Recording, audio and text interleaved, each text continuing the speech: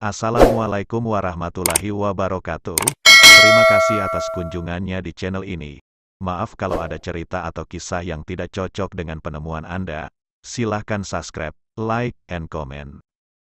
Legenda Minak Jinngo dan Damarwulan dahulu kala pada saat pemerintahan Majapahit yang dipegang oleh Ratu Ayu Kencana Wungu, Suhita, terjadi pemberontakan yang dikerjakan oleh Minak Jinggo.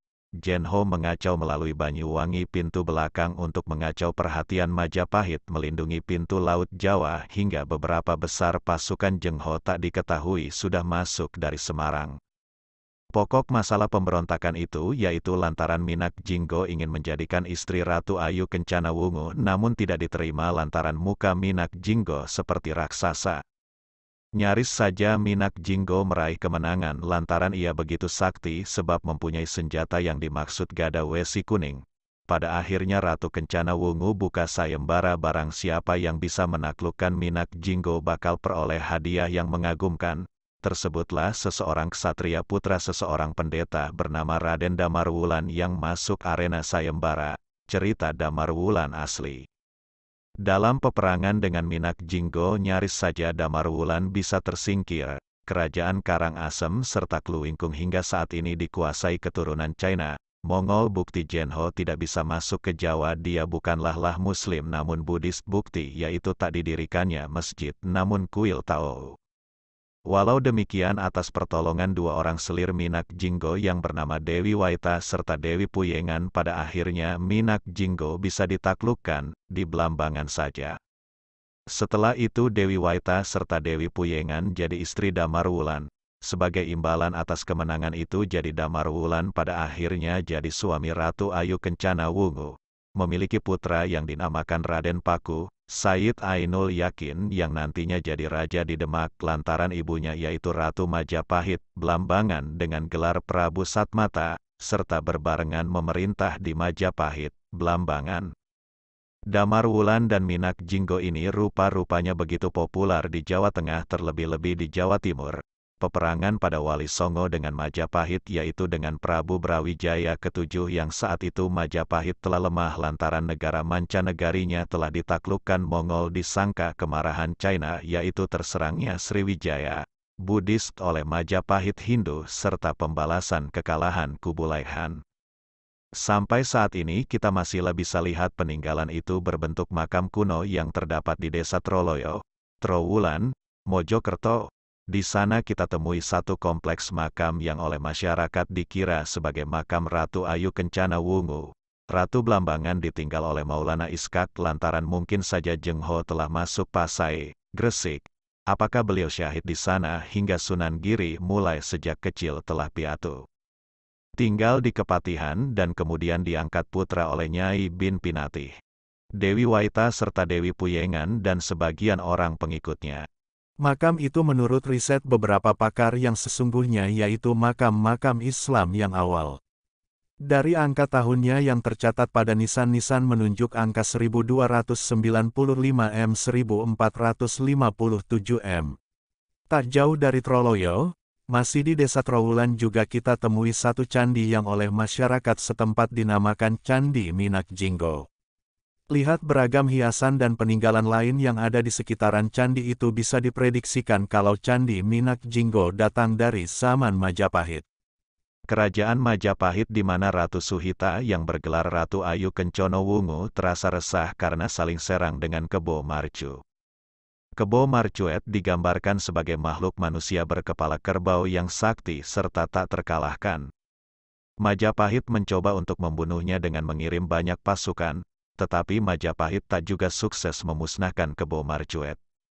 Raden Ayu Kencana Wungu sebagai ratu mengambil aksi mengadakan sayembara kalau siapa saja yang dapat membunuh Kebo Marcuet bakal memperoleh hadiah diizinkan mempersunting Ratu Ayu serta jadi Raja Majapahit. Sayembara dengan hadiah mengundang selera ini hingga terdengar di telinga Adipati Blambangan Bre Wirabumi, Minak Jinggo. Serta waktu itu juga Minak Jinggo mengambil keputusan untuk ikuti sayembara itu. Dengan gada, pentungan, wesi kuningnya, besi kuning, Minak Jinggo sukses menaklukkan Kebo Marcuet. Dikisahkan juga kalau siapa saja yang dihadapkan pada gada Wesi kuning punya Minak Jinggo bakal lemas serta ambruk dengan mudahnya.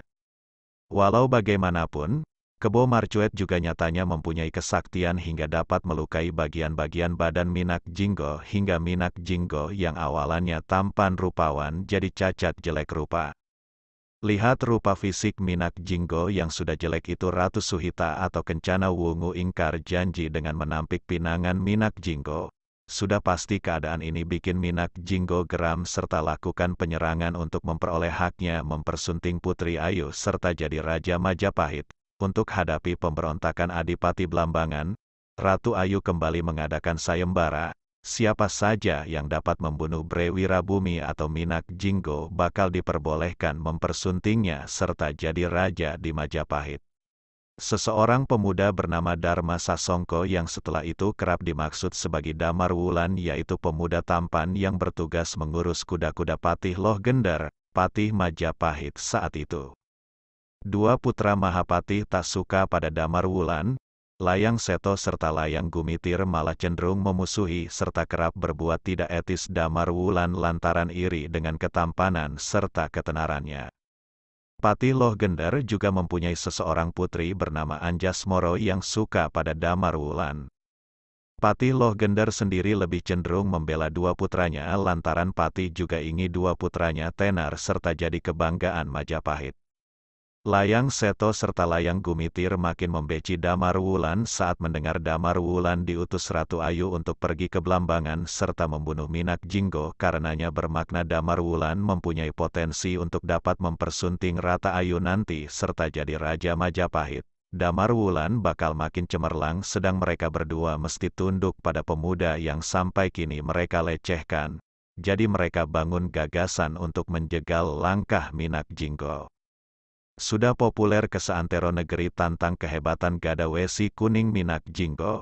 Tahu bakal hal semacam itu Damar Wulan mendekati kedua selir Minak Jinggo yang bernama Dewi Wahita serta Dewi Puyengan yang mana keduanya diceritakan datang dari keluarga ningrat semasing di Bali.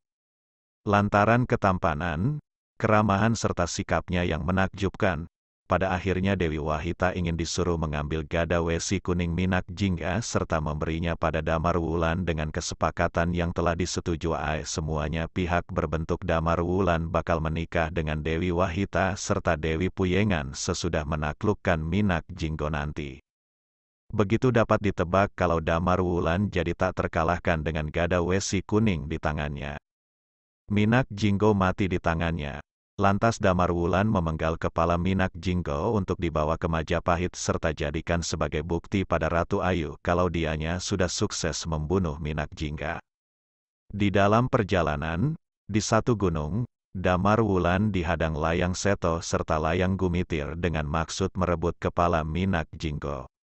Maunya bila Layang Seto serta Layang Gumitir sukses membunuh Damar Wulan serta merebut kepala Minak Jinggo, keduanya dapat menghadap Ratu Ayu serta mengakui kalau mereka yang sudah membunuh Minak Jinggo dengan bukti kepala Minak Jinggo yang ada di tangan mereka hingga satu di antara mereka bakal mempersunting Ratu Ayu serta jadi raja di Majapahit. Tetapi impian indah itu tak pernah jadi fakta, yang ada malah Layang Seto serta Layang Gumitir mati di tangan Damar Wulan di atas gunung itu.